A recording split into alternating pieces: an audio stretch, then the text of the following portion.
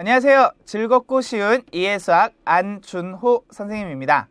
자, 여러분 이번 시간에는요 2016학년도 제1회 고졸학력 검정고시 문제에 대해서 같이 살펴보려고 하는데요. 자, 이미 문제 다 풀어보셔서 내용들 어떤 것들이 있었는지 잘 아실 거라고 생각이 됩니다. 자, 근데 문제 풀어보시면서 여러분이 좀 몰랐던 개념, 자, 그리고 좀 어려웠던 문제, 자, 이런 내용들이 있을 수 있었겠죠. 자, 그래서 이번 시간 통해서 그런 내용들 같이 정리해 볼 때 여러분 것으로 확실히 만들 수 있는 그런 수업이 되길 바라면서 자, 첫 번째 문제 같이 살펴보려고 합니다. 자, 어떤 문제가 있었는지 한번 보도록 하겠습니다. 자, 집합 문제가 주어져 있는데요. 자, A, B에 대하여 A 교집합 B는 공집합인 것은 자, 공집합이다 라고 얘기했으니까 두 녀석이 공통원소가 있다라는 겁니까? 없다라는 겁니까? 그렇죠. 없다라는 거죠. 다시 말하면 서로 소인 두 집합이란 얘기가 되겠습니다. 자, 1번에 보시면요. A는 1과 3을 원소로 하고요. B는 2, 4, 6을 원소로 하니까 공통원소가 있습니까? 없습니까? 없죠. 따라서 그냥 바로 1번이 정답이 되겠네요.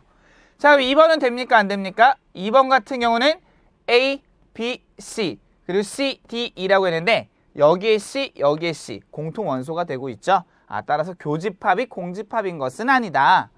자, 3번의 경우도 마찬가지 6의 약수 안에는 이미 1과 2라는 원소가 포함되어 있기 때문에 교집합이 공집합이 될 수 없다라는 거.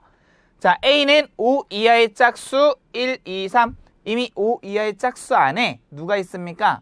그렇죠. 2라는 원소가 있겠죠. 자, 따라서 2라는 원소가 공통이 되어 자, 주어진 조건에 맞지는 않는다라는 것. 자, 따라서 정답 1번. 자, 쉽게 체크할 수가 있겠습니다. 이해되셨나요? 네, 이런 내용들 다시 한번 정리해 주시기 바라고요. 자, 이해되셨으면 2번 문항 넘어가 보도록 할게요. 자, 바로 명제의 문제가 되겠는데요. 자, 참인 명제. 자, 그럼 누구냐? 자, 1번부터 차근차근 봐야 되겠네요. 자, 1번 보시면 1 플러스 2가 5보다 크다. 말이 안 되잖아요. 그죠? 1 플러스 2는 3이잖아요. 자, 3이 5보다 크다. 이건 잘못되었다는 것을 알 수 있겠고요. 거짓 명제. 자, 2번의 경우는 x 플러스 3 이퀄 5라고 했는데요. 자, x가 누군지 압니까? 모릅니다. 자, x가 누군지 모르기 때문에 주어진 명제는 참이 될 수도 있고요. 거짓이 될 수도 있습니다. 자, 따라서 이런 녀석을 제가 주어진 명제라고 했는데요. 이런 녀석을 명제라고 하지는 않습니다. 맞죠? 자, 명제라고 하는 것은 주어진 식을 명확하게 참 또는 거짓으로 구별할 수 있어야 됩니다. 자, 그러나 2번 같은 경우는 x의 값에 따라서 참 또는 거짓이 될 수 있기 때문에 자, 이런 경우는 명제라고 하지 않습니다. 자, 3번의 경우는요. x가 2라고 주어져 있을 때, 즉 x가 2라고 명확히 잡혀 있는 상태죠. 자, 이 x는 4이다. 여기다 2 대입하면 뭐가 됩니까? 4가 되는 거 맞는 거죠? 그럼 이건 참인 명제가 되겠네요. 우리가 원하는 정답 3번인 거구나. 4번은 왜 안 되냐? 2의 배수는 4의 배수이다. 자, 2의 배수는 누가 있습니까? 2, 4, 6, 8, 10 이런 아이들이에요. 4의 배수는 4, 8, 12. 그러면 2의 배수 중에 4의 배수가 되는 것은 있다 라고 얘기를 할 수 있습니다. 하지만 2의 배수가 모두 4의 배수인 것은 아니다. 왜? 2와 6과 같은 수는 2의 배수는 되지만 4의 배수가 되지 못하기 때문에 자, 그럼 우리가 또 다른 판별법은요. 이 녀석에 대한 해들의 모임, 즉 집합을 가지고요. 이 녀석에 대한 해들의 모임, 즉 집합을 구했을 때 이 녀석의 집합이 여기에 포함되냐? 이걸 확인해 보시는 거예요. 자, 포함이 된다고 한다면 참인 명제가 되겠지만 포함이 되지 않으면 거짓 명제가 된다는 것. 자, 이것도 명제를 참 거짓을 판별하는 하나의 기준이 되겠죠. 자, 이런 내용들 잘 기억해 주시기 바라고요. 자, 이해가 되셨으면 그 다음 문제로 넘어가 보도록 하겠습니다. 자, 3번 두 실수 x와 y에 대하여 x-3 플러스 y 플러스 2i 이퀄 0. 자, 복소수의 형태가 되겠죠. 자, 이 복소수의 형태에서 우리는 이 앞에 복소수 i를 포함하지 않는 녀석을 실수 부분이라고 얘기를 하고요. 자, 허수단위 i를 포함하여 나타낸 이러한 식 중에서 자, i 앞에 개수의 역할을 하는 y 플러스 2 이 녀석을 허수 부분이라고 얘기를 합니다. 자, 그럼 어떤 복소수가 0과 같다라는 것은 0 자체의 의미가 0 플러스 0i인 거잖아요. 자, 그래서 좌우변이 서로 같으면 두 복소수의 실수 부분끼리 서로 같고 허수 부분끼리 서로 같음을 의미합니다. 자, 따라서 x-3이 0과 같아야 되겠고요. y 플러스 2 또한 0과 같아야 돼서 자, 우리는 x가 3임을 알 수 있고 y가 마이너스 2가 됨을 알 수 있습니다. 자, 따라서 제가 원했던 마지막 결과물 x 플러스 y라고 하는 것은 3과 마이너스 2를 더하여 1이 됨을 확인할 수가 있겠습니다. 자, 따라서 정답 몇 번? 그렇죠. 3번이라고 쉽게 확인이 가능하겠죠. 이해가 되셨습니까? 자, 주어진 문제는요. 복소수의 개념도 정확히 이해하셔야 되겠지만 복소수의 상등이라는 사실로부터, 즉 두 복소수가 서로 같다라는 사실로부터 자, 문제를 해결할 수 있었다라는 거, 자, 꼭 기억해 주시기 바라고요. 자, 4번 문항 보도록 하겠습니다. 자, A, B가 주어져 있는데요. 자, 두 식을 어떻게 하래요? 더해보래요. 두 식을 더하래. 그럼 한번 써볼까? A 플러스 B는, 자, A는 X의 제곱 플러스 1, B는 마이너스 X 마이너스 1. 자, 두 식을 더하는 과정에서 자, X의 제곱, 자, 마이너스 X를 먼저 쓸게요. 자, 일반적으로 우리가 내림차순으로 많이 정리를 하니까 자, 이렇게 쓸 수가 있습니다. 자, 그리고 여기서 또 하나 중요한 것은요. 여기 있던 플러스 1과 여기 있던 마이너스 1은 같은 상수값으로서 만났을 때 연산이 가능하죠? 얼마가 됩니까? 그렇죠? 0이 됩니다. 자, 따라서 더 이상 뒤에 쓸 게 없습니다. 즉, x의 제곱 마이너스 x라는 결과를 얻어낼 수가 있다는 사실이죠. 자, 따라서 정답 몇 번? 그렇죠? 4번 이와 같이 나타낼 수가 있겠습니다. 이해되셨습니까? 네, 어렵지 않은 문제였었죠? 다항식의 덧셈에 관련한 문제가 됐습니다. 자, 이해가 되셨으면 그 다음 5번 문항 또 살펴볼게요. 자, 5번에서 얘기하고자 하는 것은요. 바로 항등식이 됩니다. 자, 우리가 수학에서 다루는 등식, 등식이라고 하는 것은 등호를 포함한 식을 얘기합니다. 자, 이 등식에는 다시 두 종류가 있었던 거죠. 자, 하나가 지금 묻고자 하는 항등식, 자, 또 다른 하나는 방정식이라고 하는 게 있었습니다. 자, 그 중에 항등식의 정의는 뭐였었죠?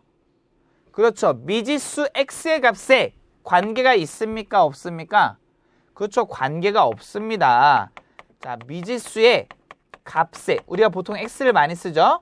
여기 값에 관계없이 항상 어떻게 됩니까? 그렇죠. 참이 돼야 돼요. 다시 말하면 항상 성립하는 등식. 자, 이러한 녀석을 우리가 항등식이라고 얘기를 했었습니다. 이와는 달리 방정식은요. 미지수의 값에 따라서 참이 될 수도 있고 혹은 거짓이 될 수도 있는 등식. 자, 이러한 것을 방정식이라고 하는 거죠. 자, 그 중에 항등식을 찾으라고 했으니까 항상 참인 걸 골라주시면 됩니다. 자, 1번은 아니죠. 왜? x가 누군지 모르잖아요. 자, 이게 참일지 아닐지 알 수가 없습니다. 자, 2번의 경우는요. 역시 2x의 제곱 마이너스 x는 0. 자, x가 누군지 모르기 때문에 x의 값에 따라서 참이 될 수도 있지만 참이 되지 않을 수도 있어서 자, 얘는 항등식이라고 얘기할 수가 없습니다. 자, 3번의 경우는 굳이 계산 안 해봐도 아시겠죠. 왜?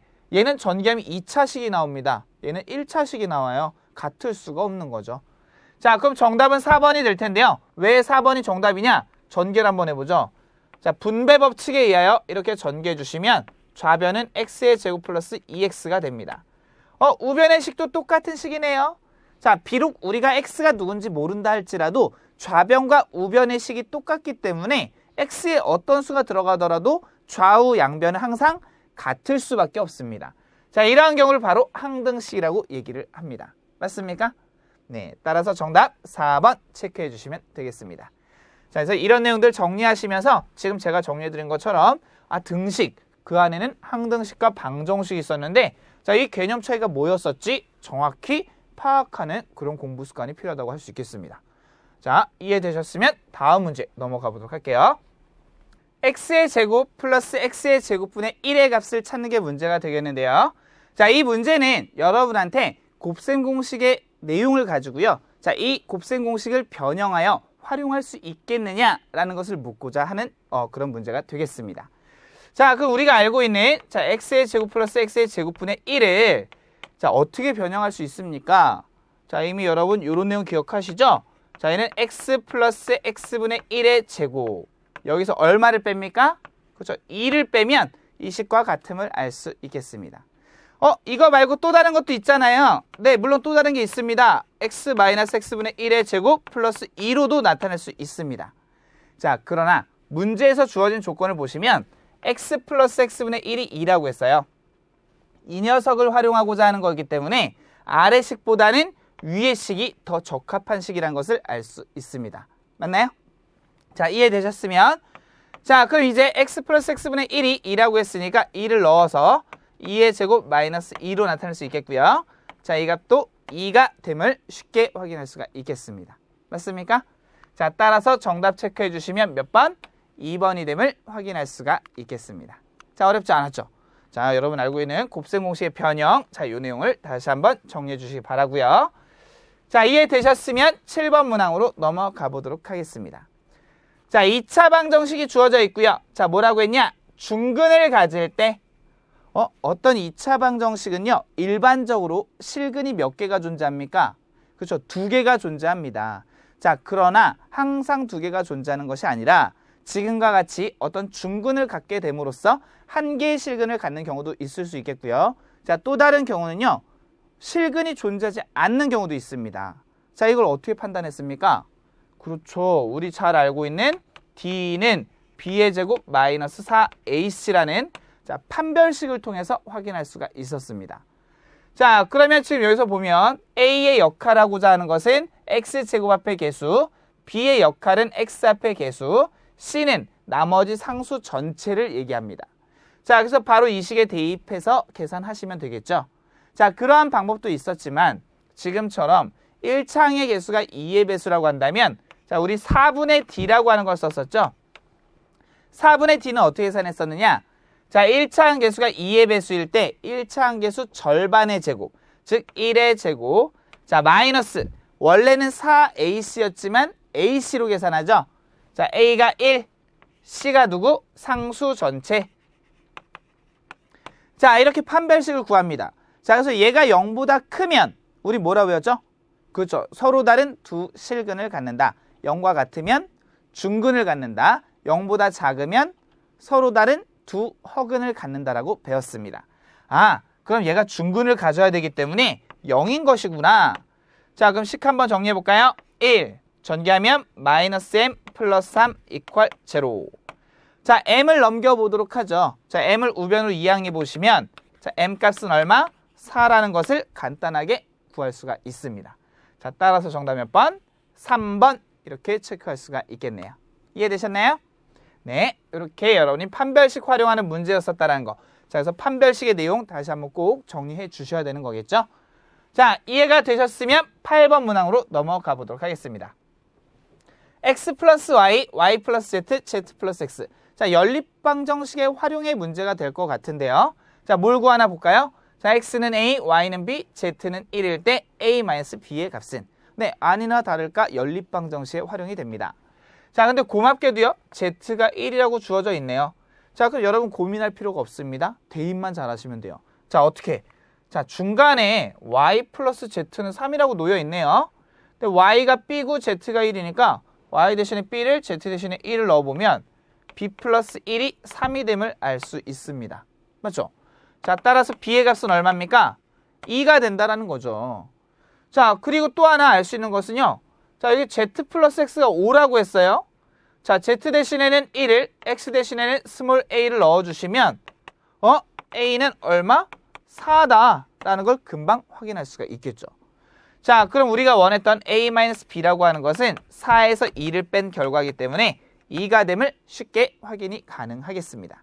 자, 따라서 정답 체크해 주시면 맨 앞에 있는 1번. 자, 요 녀석이 정답이 되겠죠.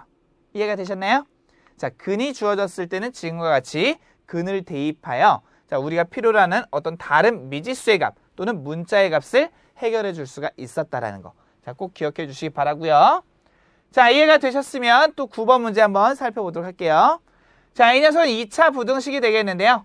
자, 이때 주어진 부등식을 만족하는 자연수 x의 개수가 몇 개냐라는 게 문제가 됩니다. 자, 2차 부등식이라고 해서 대단한 거 아닙니다. 자, 우리가 잘 알고 있는 2차 방정식으로 문제를 해결합니다. 맞죠? 자, 그래서 2차 방정식처럼 생각을 하고요. 좌변의 식을 인수분해를 합니다. 자, 그럼 인수분해 보시면 어떻게 됩니까?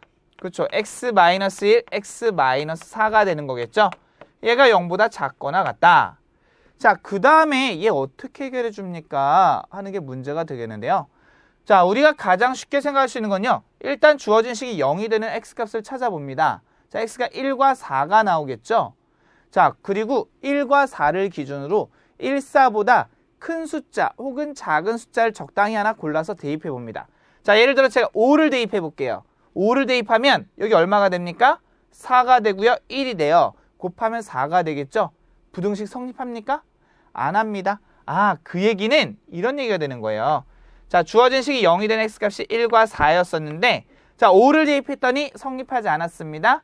그럼 4보다 오른쪽의 x값을 선택하지는 않았다는 얘기가 되겠죠.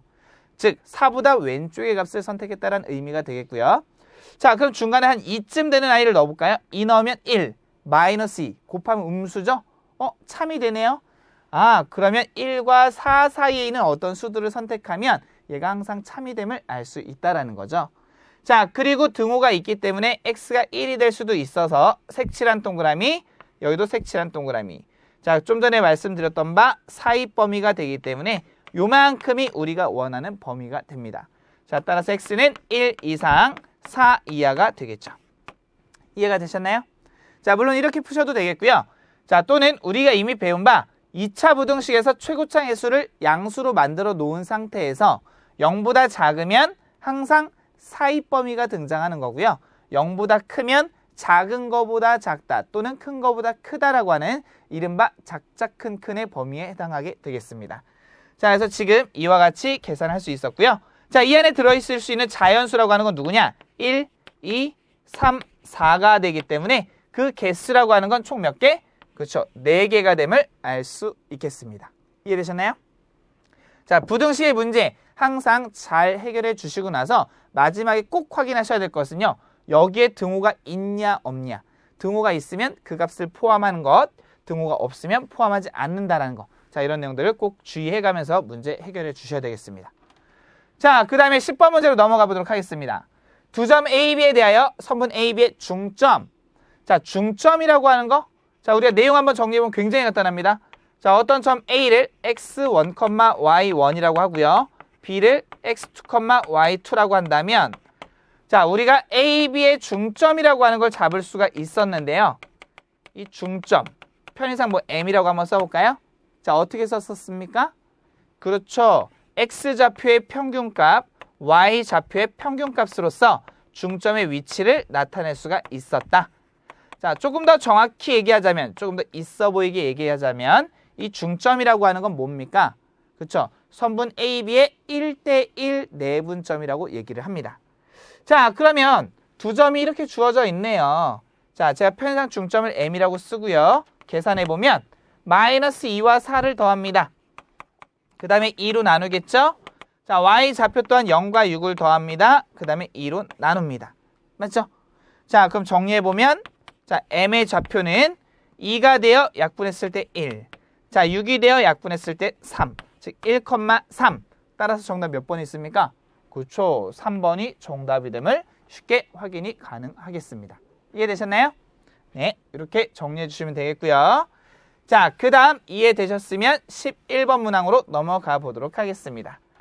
자, 11번 문항에서는요. 직선 2x-y-1은 0과 어떻대요? 평행하대요. 평행하다 무슨 뜻이죠? 그렇죠. 기울기가 같다라는 의미가 됩니다. 자, 그리고 누굴 지납니까? 0,5를 지나는 직선의 방정식을 구해라! 라는 게 문제가 되겠습니다. 맞죠? 자, 그렇다면 주어진 직선 자, 2x-y-1은 0. 자, y를 이항해서 제가 다시 한번 정리해보면 y는 2x-1이 됨을 알 수 있습니다. 자, 어떤 직선의 방정식 혹은 1차 함수에 대해서 이와 같이 표현하게 되면 우리가 그 그래프라고 하는 것은 x 앞의 개수가 기울기를 담당하기 때문에 기울기가 2이고요. 자, y 절편이 마이너스 1인 직선이다 라고 해석할 수가 있었습니다. 그러면 이 녀석의 기울기가 2구나. 그럼 내가 원하는 직선도 기울기가 얼마? 그렇죠. 2가 된다는 사실이죠. 그리고 누굴 지납니까? 0,5를 지납니다. 자, 이때 우리가 꼭 기억해야 될 중요한 공식이 있습니다. 자, 기울기가 m이고, 그죠? 기울기가 m이고, 자, x1, y1 이 점을 지나는 직선의 방정식이라고 하는 녀석 이미 앞서 배운 바 있었을 텐데요. 자, 이 내용을 잘 기억하셔야 지금 찾은 정보들을 가지고 정확히 답을 찾아내실 수 있습니다. 자, 어떻게 썼었습니까? 그렇죠. y-y1 mx-x1 기억하십니까? 네. 자, 그렇다면 우리한테 주어진 정보는 기울기가 2다. 그리고 x1이 0, y1이 5기 때문에 자, 이 식에 맞춰 쓰면 y-5는 자, 2에 x-0이 돼요. 그냥 x라고만 쓰면 되겠죠. 따라서 y-5는 2x 또는 5를 이항하면 y는 2x 플러스 5가 됨을 알 수 있겠습니다. 그런다면 몇 번? 그렇죠. 4번밖에 없었겠네요. 이해되셨습니까? 네, 이렇게 확인해 주시기 바라고요. 자, 다음 문항으로 역시 또 넘어가 보도록 할게요. 자, 다음 문항은요. 원이 등장합니다. 자, 원이 등장하면 굉장히 또 쪼시는 분들이 계시는데 절대 쫄지 마시고요. 자, 원에 대한 정확한 정의와 원의 방정식만 잘 이해하고 계시면 됩니다. 자, 그림과 같이 중심이 2,1이에요. C로서 2,1. 원점을 지나는 원의 방정식은 자, 이 문제는요. 중심을 여러분한테 드렸습니다. 그럼 뭐가 필요합니까? 그렇죠? 반지름이 필요한 거거든요. 자, 그래서 조건을 하나 줬습니다. 자, 이 중심으로부터 누구를 지난다? 원점을 지난다. 그렇다면 이 원점과 원의 중심을 연결해 봤어요. 자, 이 원점은 원판 위의 점이기 때문에 우리가 알고 있는 바 이 둘 사이의 거리가 바로 무엇이다? 그렇죠. 원의 반지름이다. 그럼 얘 어떻게 구합니까? 얘는 무슨 삼각형? 그렇죠. 직각삼각형. 자, 여기 길이 2, 여기 길이 1. 피타고라스 정리를 쓰면 되겠구나. 2의 제곱과 1의 제곱을 더하여 루트를 취하면 자, 루트 5가 됨을 확인할 수가 있겠습니다. 자, 그렇다면 주어진 원의 방정식은 중심의 좌표가 2,1이기 때문에 자, x-2의 제곱 플러스 y-1의 제곱 이퀄 여기 뭘 씁니까? r입니까? r의 제곱입니까? 그렇죠. r의 제곱을 씁니다. 자, r이 루트 5기 때문에 제곱하였으면 5로 나타낼 수가 있겠습니다. 자, 이와 같은 정답 찾아주시면 되겠습니다. 자, 바로 누가 되느냐? 2번의 정답이 우리가 찾아놓은 원의 방정식과 똑같네요. 그죠? 자, 그래서 2번이 정답이 됨을 확인할 수가 있겠습니다. 자, 어렵지 않았죠? 자, 여러분이 원의 정의를 정확히 이해하고 계시다면 쉽게 해결할 수 있는 문제가 됐다라고 생각이 됩니다. 자, 이해가 되셨으면 이제 13번 문항으로 넘어가 보도록 하겠습니다.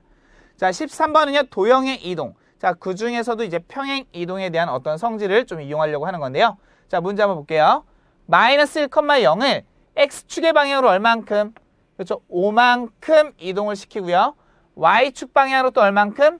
이만큼 평행 이동시킵니다. 자, 우리가 점의 이동과 도형의 이동 두 가지를 살펴봤는데요. 점의 이동은 그 점의 좌표를 이동하는 양만큼 각각 더하여 나타낼 수 있었고요.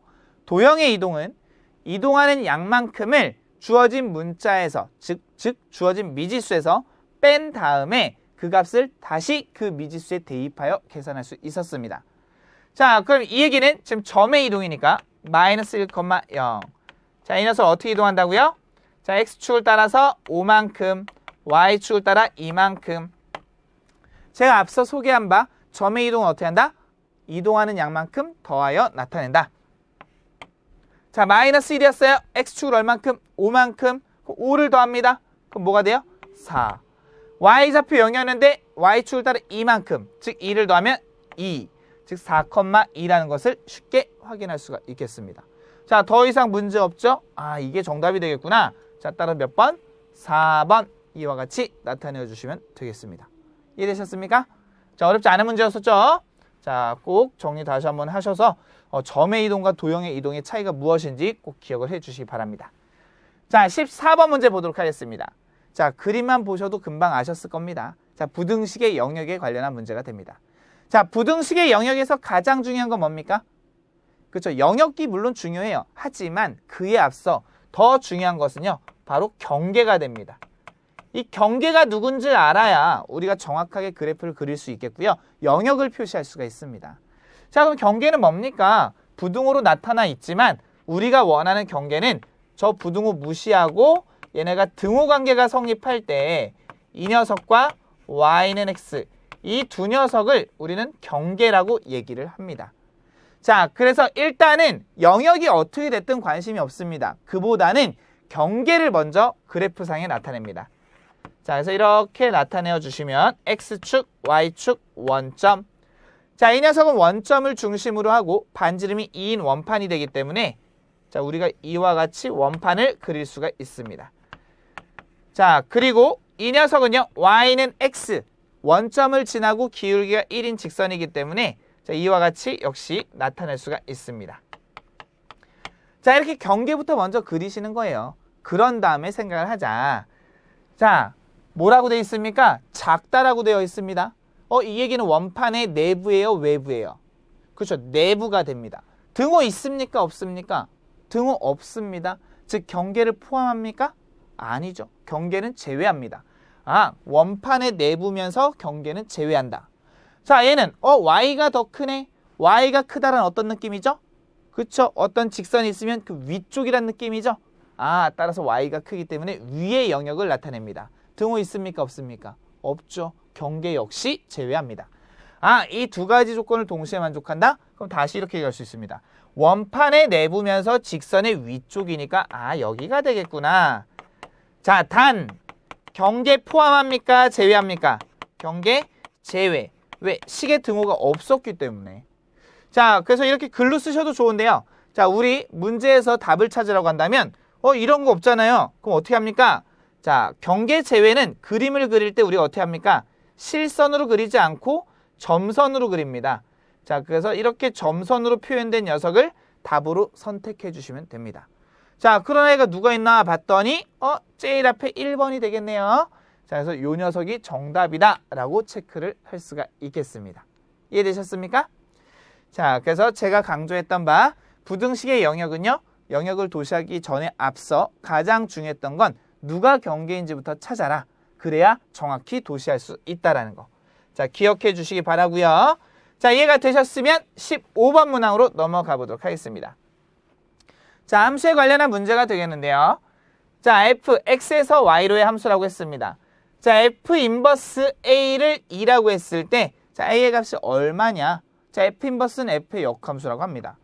자, 이런 문제가 나왔을 때는요, 여러분, 이건 f 인버스를 진짜 찾아라 이런 의도가 아닙니다. 자, 어떤 의도냐? f 인버스 a가 2래요. 자, 이 f 인버스를 없애기 위해서 양변의 앞에다가 똑같이 f를 합성한다라고 생각을 해주세요. 자, f를 이렇게 합성을 해주면 자, 자신과 자신의 역함수를 합성하면 뭐가 됩니까? 그렇죠, 항등함수가 됩니다. 항등함수는 정의역 그 자신이 결과물로 나오는 것을 의미합니다. 자, 따라서 이 계산 결과는 항상 a가 되겠고요. 자, 우변은 그냥 f2가 남겠죠? 결국 이 문제는 f 인버스 a가 2다 라고 했지만 f2가 a가 되는 a를 찾으란 얘기예요. 즉 2에 대응하는 y값. 2에 대응하는 y값 누굽니까? 3이 되겠죠. 그래서 스몰 a는 3이 된다. 자, 따라 정답 몇 번? 3번 이렇게 체크할 수가 있다는 거죠. 이해되셨나요? 네, 어렵지 않은 문제였었죠? 자, 역함수와 함수의 합성에 대해서 이해하고만 계신다고 한다면 이 문제 또한 굉장히 간단히 해결할 수가 있었습니다. 자, 그 다음에 16번 문항. 분수함수 y는 마이너스 x-2분의 1 플러스 a의 그래프가 그림과 같을 때 자, 우리가 먼저 주어진 분수함수에서 이해해야 될 게 있죠. 자, 주어진 식에서 분모가 0이 될 수 있을까요? 없겠죠. 즉 분모가 0이 되게 하는 x는 2라는 값은 우리가 뭐라고 배웠습니까? 이 방정식 자체가 직선을 의미하는데요. 어떤 직선입니까? 그렇죠. 점근선. 점점 근접하지만 닿을 수 없는 선이라고 했었죠. 왜? 분모가 0이 될 수 없기 때문에 실제로 x가 2가 될 수 없습니다. 자, 따라서 x는 2라는 직선과 이 분수함수 그래프가 만난다는 것 자체가 말이 안 된다는 거죠. 즉 x는 2가 점근선이 되겠고요. 자, 또 하나. 이 앞에 이 분수식은요, 0이 될 수 있을까요? 죽어도 0이 될 수 없습니다. 왜? 분자가 0이 아닌 이상 얘는 0이 될 방법이 없습니다. 따라서 얘가 0이라 가정하면 그때 y는 얼마입니까? a라는 거죠. 근데 얘가 0이 될 수 없다면서요. 그 얘기는 y 또한 a가 될 수 없다란 의미가 됩니다. 맞습니까? 자, 그래서 우리가 x는 2, y는 a. 이 두 녀석을 뭐라고 했습니까? 점근선이라고 했었습니다. 그럼 그래프 한번 보시죠. 점근선 누군지. 이거 하나 있고요. 이거 하나 있네요. 자, 이 세로로 놓여있는 이 점근선이 바로 x는 2라고 할 수 있겠고요. 가로로 놓여있는 점근선이 y는 마이너스 1인데요. 자, 이미 우리가 점근선 찾아놨죠. 누굽니까? a가 누구랑 같아요? 그쵸. 마이너스 1과 같습니다.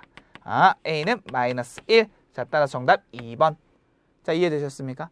자, 이렇게 분수함수는요, 어떤 계산하는 문제로 출제할 수도 있지만 주로는 분수함수는 다른 함수들과 다르게 점근선을 가지고 있기 때문에 점근선에 관련한 문항이 자주 출제가 되었다라는 거.